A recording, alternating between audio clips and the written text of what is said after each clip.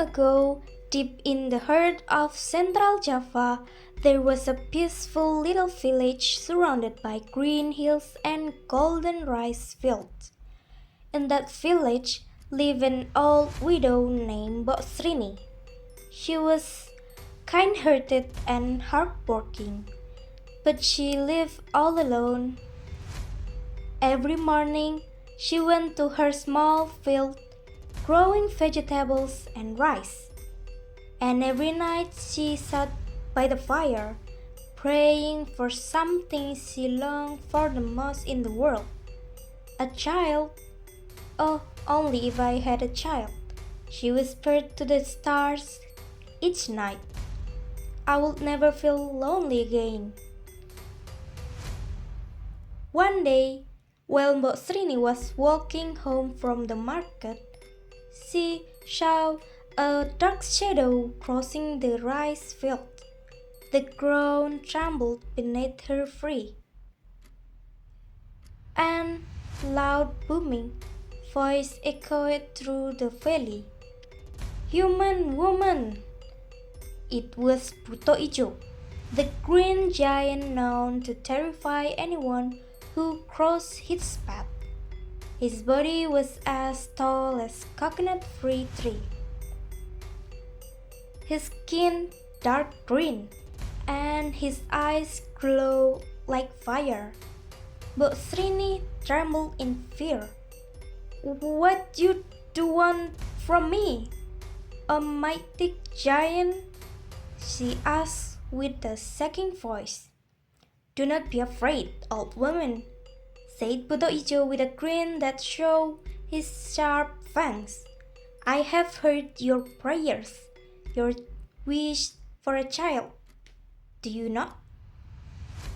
But Srini's eyes widened. Yes, I do, more than anything. Then listen carefully, said the giant. Take this seed, a cucumber seed, plant in your garden, and soon you will have what your heart desires. But his voice turned deep and thunderous. When that child turns 16 years old, you must give her to me. That is the price. Bosrini's heart trembled, but her longing for a child was greater than her fear.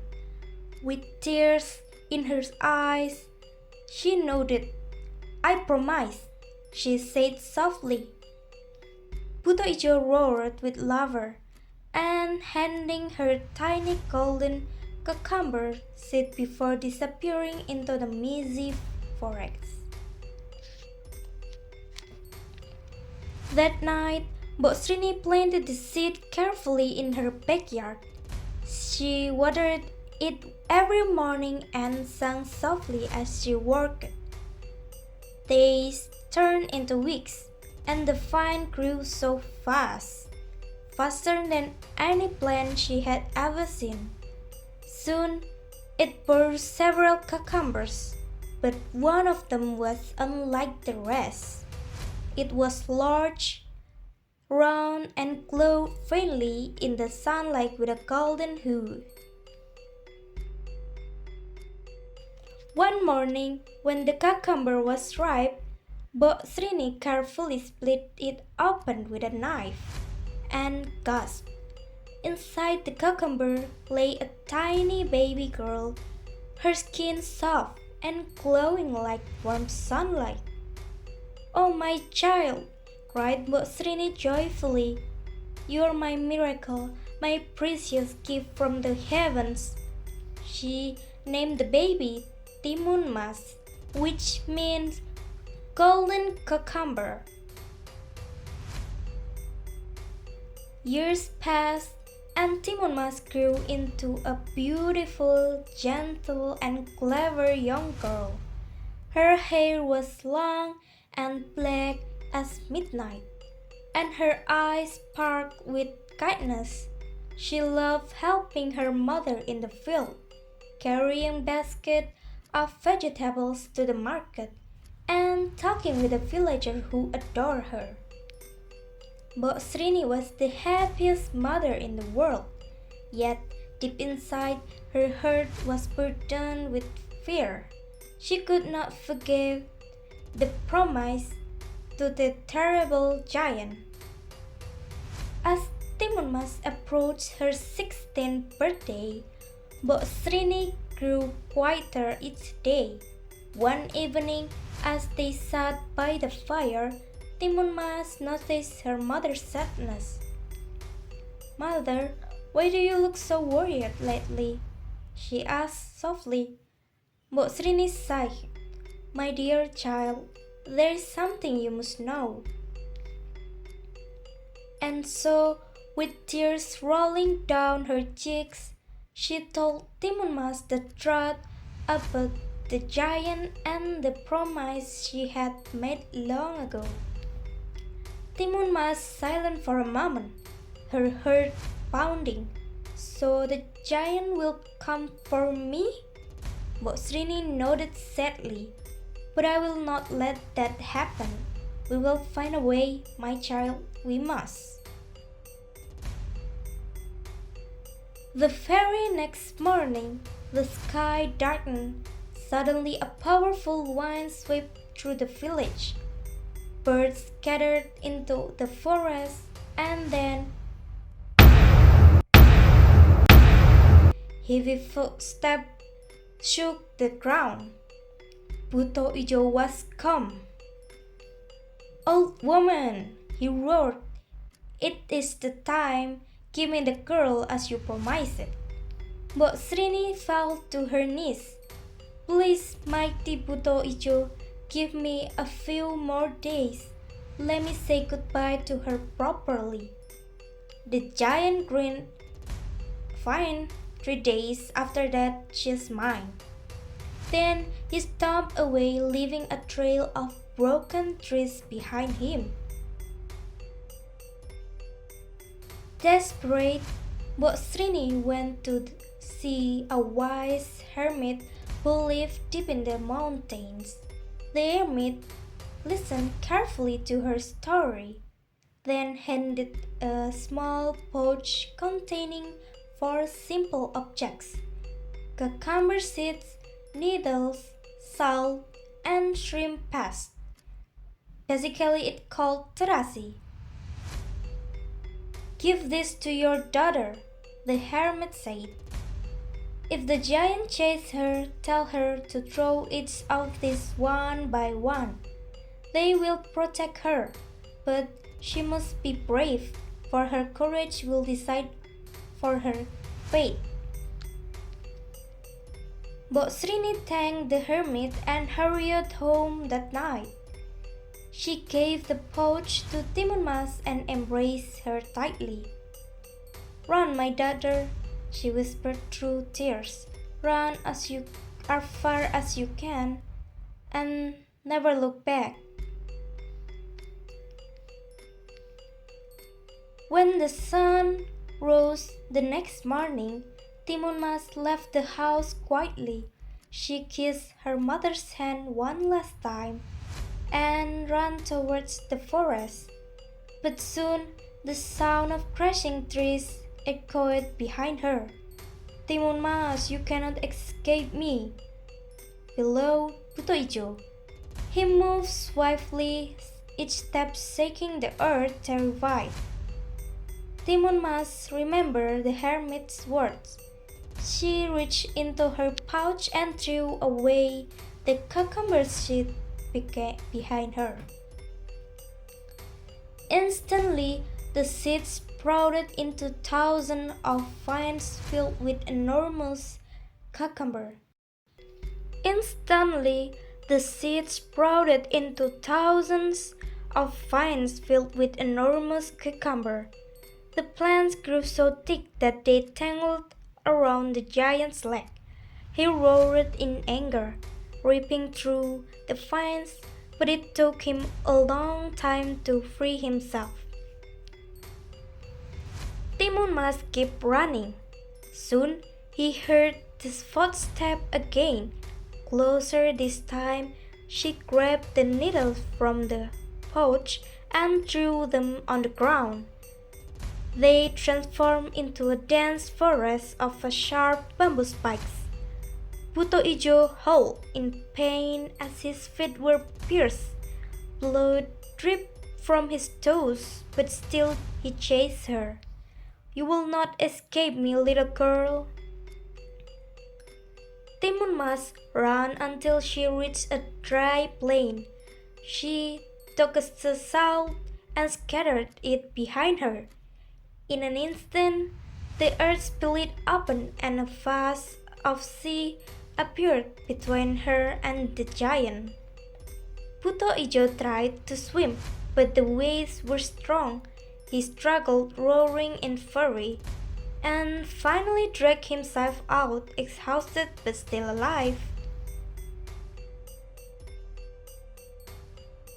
Timun was trembling, her legs weak, but she knew she could not stop. Finally, she reached a wide valley. The giant roar echoed once more. Desperate, she took the last thing in her pouch, the shrimp paste, and threw it into the ground. The earth shook violently. The ground split open, and from it burst boiling mud and bubbling lava. Buto Ijo screamed as he fell into the pit. He struggled, but the mud swallowed him whole. His roar faded, and soon there was only silence. The earth grew still again. The birds began to sing. Timun Mas fell to her knees, tears streaming down her face, tears of relief and gratitude. She slowly made her way back home, where Mbok Strini waited anxiously by the gate. When she saw her daughter alive, she ran forward and embraced her tightly. "Oh, my child, you are safe. Thank the heavens." Timun Mas smiled through her tears. "I'm home, mother. The giant is gone." From that day on, the two lived peacefully. They continued tending her small garden, helping neighbors, and telling the story of how love and courage defeated evil. The story of Timun Mas is not just an old tale told by grandparents under the dim light of an oil lamp. It is a mirror of life itself, a reminder that courage, love, and wisdom are more powerful than brute strength of fear. Think about Mbok Srini, an old widow living loneliness, desperate for love. Her wish for a child was pure, but her decision to accept a deal with the giant teaches us something deep. Sometimes our strongest desires can lead us into dangerous promises. It reminds us that every wish carries a price, and that we must think before we make decisions, especially when they involve others. Yet Mbok Srini was not evil, she was human. Her heart was filled with longing, and love made her blind for a moment. But what redeemed her was that same love, a love so strong it made her fight the impossible. She didn't surrender her daughter to fate. She sought help, wisdom, and faith. Through her, we learn that it's never too late to seek the right path, even after mistakes. And then is Timun Mas herself, a symbol of courage, intelligence, and the strength of human spirit. Also her bravely. She was not born from luxury or raised by heroes. She was simple, village girl, but when faced with a terrifying danger, she chose to fight instead of giving up. Each magical item she used, the cucumber seeds, the needles, the salt, and the shrimp paste, represent something greater than magic. 1. The cucumber seeds show us the power of growth and patience. Even something small can create berries when used wisely. 2. The needles symbolize sharpness of mind, the importance of intelligence and creativity of in the needles symbolize sharpness of mind, the importance of intelligence and creativity facing life challenges. The salt remind us of resilience, that we can turn dryness into oceans, emptiness into strength, and the shrimp pass which destroy the giant shows how even something ordinary, something people might overlook, can hold the power to end great evil when used with courage. Through Timun Mas, we see that we don't need to be powerful to survive. We just need to be brave, resourceful, and true to ourselves. Life will always have its giants, things that scare us: failure, loneliness, loss, injustice. But like Timun Mas, we must keep running forward, using the wisdom and kindness we've gathered along the way to overcome what seems impossible. And perhaps the greatest lesson of all lies in love and faith. The love between mother and child, between Mbok Srini and Timun Mas, was what saved them. That love gave birth to courage, to cleverness, to hope. It tells us that real strength doesn't always come from musical or magic, but from the heart that refuses to give up on something it loves.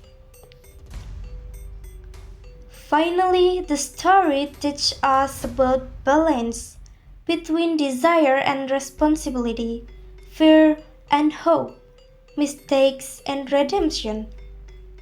Life is full of promises we make, sometimes in fear, sometimes in longing. But what defines us is not whether we fall, but how we rise, whether we learn, change, and move forward with wisdom. So, we listen to the legend of Timun Mas. We're not just hearing a tale from long ago. We're hearing our own reflection, a reminder that courage can bloom in the smallest heart, that mistakes can be healed by love, and that kindness and intelligence will always outshine cruelty and greed. And that is why even today the story of Timun Mas continues to live, not only in the village of Java, but in every person who dares to face their giants and believe that goodness, no matter how small, can change the world.